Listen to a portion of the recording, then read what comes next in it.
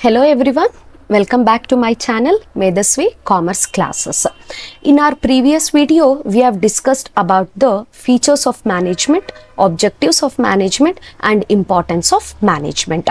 In this video, we are going to discuss about the management is both art and science, a very important 8-mark question.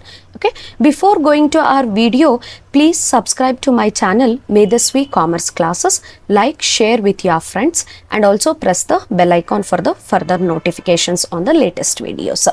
Coming back to our video, management is both art and science, justify. It is a 8-mark question. See, while discussing about the meaning of the management only, I have told you, management is an art of getting things done with the help of others for the purpose of achieving the organizational objectives, right? Whatever the skills the manager is having, he is going to apply all those things, all those skills in a situation to get the work done by the others. Why you have to do all those things? To achieve the objectives of the organization. By that meaning only we came to know that management is an art, right? So now in brief we are going to discuss about how this management is called as an art. Before going to that, we'll just understand what do you mean by art. Art is nothing but maybe the artist, like how he is going to paint or how he is going to have his skills in drawing or dancing, music, all this comes under your art. What usually those people will do, first they will learn those things. So whatever the theoretical knowledge, they are going to take all the knowledge about that particular concept in which they have to become an artist. So after getting all those knowledge, what they will do, they will personally apply those knowledge using their skills. Whatever the skills they are having, they are personally apply that knowledge using their skills to achieve the results. This is actually mean by art. So a dancer, what he will do, first they are going to learn the dance. They are going to get all the theoretical knowledge about that dance. Personally they are going to apply that using their skills to get the recognition, to get the results from it. Even though there are 20 students in a dance classes, they have learned from a same teacher with the same practices, but each one how they are going to perform will differ from a person to person, right? So because it is a personal application of each artist. Same manner, management also what happens, even the manager have studied the same management principles, management theories, they have got a same knowledge, but how they are going to apply those knowledge in a given situation for solving the problems, that will differ from a manager to manager. So in that manner we can tell that management is an art. So now we will see what are the features of an art, whether that features will be there in your management also or not. If the same features are there in both the things, we can easily tell that management is an art also. First feature is existence of theoretical knowledge. Yes, obviously for to become an artist, first you have to understand the theory base of it. Theoretical knowledge should be there for a painter or for a for a dancer or for a you to become a singer. First you should have some theoretical knowledge. In the same manner, in management also the manager should have some theoretical knowledge. There are so many management thinkers who have given so many principles, so many theories which will act as a theory base of this management. So manager here, before getting into that particular field, he is going to understand, he is going to study all those management theories, all that theoretical knowledge is going to possess. So in this feature we can tell that management is also an art. So now personalized application. See, as I already told you, first you will collect the information, first you will study theoretical knowledge, first you will possess. After what you will do, you will personally apply that knowledge in a given situation. So first you learn the dance, first you learn the music, first you learn the painting, then what you will do, you will personally apply that in the given situation. Here also what the manager will do, whatever you have learned, whatever the management principles you have learned, whatever the theories he has learned, he is going to personally apply that, practically apply that management principles, theories in a given situation. So here also personalized application is there, how it is there in your art. So by this feature also we can tell that management is an art. based on practice and creativity. Yes, obviously. See, hence this art requires a very much skills. So when you are going to practice more, then only you will be perfect in that particular field, right? In the same manner, even a manager also, when he is going to understand that situation, when he is going to apply that management principles again and again, and when he uses creativity, when he take a initiative, when he become a innovative in that particular field, at that time only he can achieve a results from that particular management activities.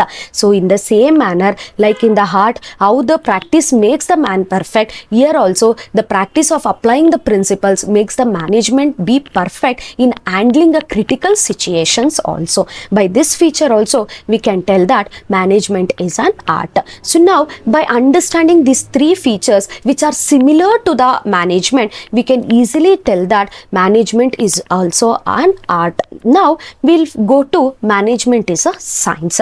Now what is this science? As we all know that science is nothing but it is a systematized body of knowledge. So much of knowledge, so much of information will be there, which will what that knowledge will tell, that will explain the truths about that particular phenomena, how that law is working, how that operation is working. So it is going to explain give the general truths about that phenomena. Even the management is also like that only. Management is also having the features which are equivalent to the science only. Management have its own vocabulary, have its own terms and concepts, have lots of literature is there in the management. So by all these things we can tell that even the management is also a science. So there are some features which are equivalent to the management, equivalent to the science also. In that manner we can tell that management is a science. Let us go one by one features of it. It is a systematized body of knowledge. As I already told you, how in your science you will be having so much of knowledge which will explain what is the truth of that particular operation or that particular law. In the same manner in management also you have so much of knowledge, you have so much of literature, you have it is management is having its own vocabulary, it is having its own terms and concepts, management is having its own theories, own principles, so much of knowledge even the management is also possessing. So in that manner we can tell that management is also science. Principles based on experimentation. See, in science what happens, no one will go with the principles directly. With lots and lots of experimentation, doing some experiments, doing some research, development, then they are going to come up with one particular law or one particular operation. In management also like that only. See, whatever the principles the management thinkers have given, whatever the theories the management thinkers have given, that is not developed overnight. So much of experiments they have did, so many experiments, so many research, so many developments have did, then they have came up with the principles and the practices, then they have came up with the theories of the management. That's why how in the science to develop one concept so much of research is done, in the same manner in the management also to develop its theories so much of research has been done. That's why we will call it as management as a science. For example, scientific management, which is given by the F.W. Taylor. In that he has done so much of research and he has given us so many principles of the scientific management. Next one is universal validity. See, whatever you have done, whatever the experiments you have done, whatever the scientifically you have developed, that is applicable universal. It is having a universal validity, the feature of the science. In the same manner, the management also, whatever the theories, principles which you have developed, that is universally applicable. But keep in your mind, management purely deals with the human behavior and the human beings. Right, their mindset is keeps on changing, so you can't blindly apply all these theories and principle in all the situation. You have to make some changes according to the situation.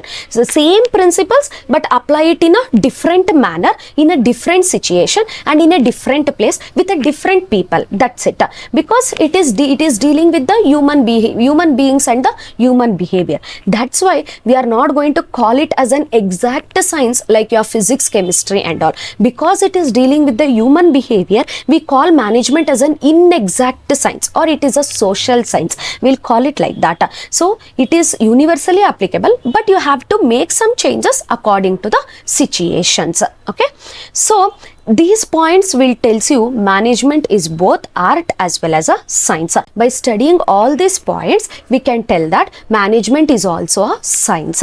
So now we have studied management is a art and we have studied management is a science. So we can tell that management is both art as well as science. See, whatever the skills the manager is having, that is called as an art. If he is going to use that skills for applying, use that skill, use the management principles for taking the decisions, then it is called as a science.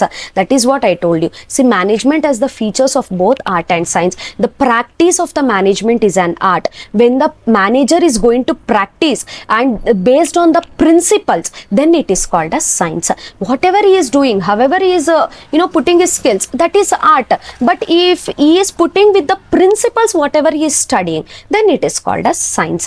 So management is art as well as science, which are not mutually exclusive but complement to each other. Mutually exclusive is nothing but both the things cannot happen in a at a time. Like for example, if war is there in a country, peace cannot be there. If peace is there in a country, war cannot be there. But management, it is both art and science. Both will be there at a time. They are not mutually exclusive. Both will be there at a time. But they are complementary to each other. Both will work hand by hand. Both will work parallelly. So that's why we are going to call it as management is both art and science. Whatever the skills which the manager is processing, however he is practicing that management, that is an art. So if he practice through a management principles, then that is called as a science. I have given a link about your notes in your description. This is the notes which I have given it in your link. You can just go through it and download it. However I have written it here, you just write like this only in your examination. You are going to get full 8 marks. First you have to explain what is art, then explain the features of art, then science, explain the features of science, and at last conclusion is compulsory for this question because it is a statement type question. Justification is required. You write the conclusion at the last. Okay, hope you people understood with this. We'll meet up with the next video, that is the functions of management. Again an important question for 8 marks. Functions of management. We'll meet in the next video. Until then, stay tuned to my channel. Thank you. Bye bye.